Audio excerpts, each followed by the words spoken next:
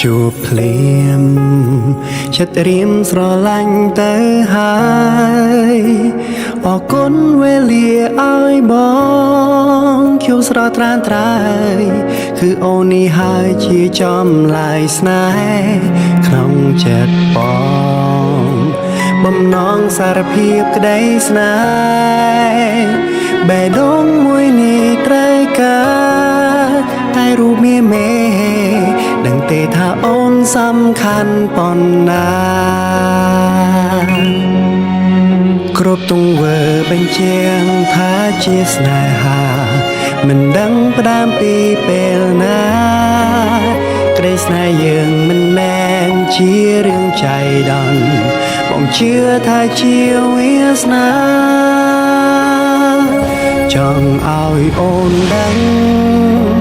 ដំណួនសំខាន់យ៉ាងណាជីវិតបងត្រូវការអូនមើលថែស្ងួនផ្ដល់ក្តីសុខឲ្យអូនរហូតអរគុណក៏នៅថាដែលព្រមប្រគល់ក្តីស្នេហ៍បងនឹងរក្សាស្នេហ៍នេះឲ្យបានថិតថេរស្រឡាញ់ការធ្វើបងមិនងាយរេស្នេហ៍អូនរហូត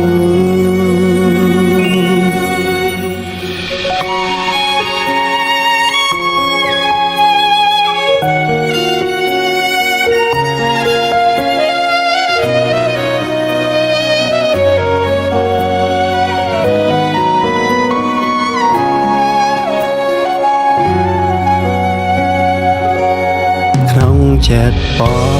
ងបំណងសារភាពក្តីស្នេ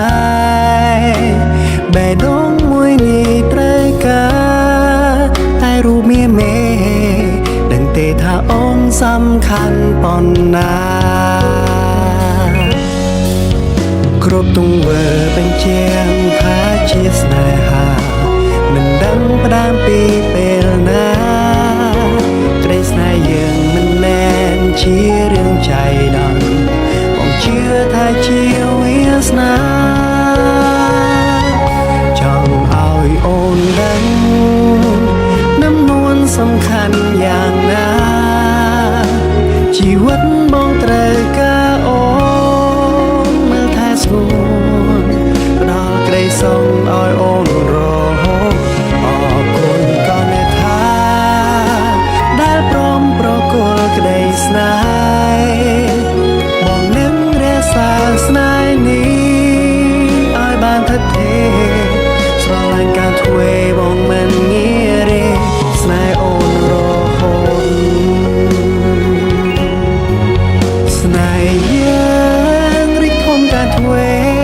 ជាចោមមានមេបងសន្យាថាស្នេហ៍យើងរ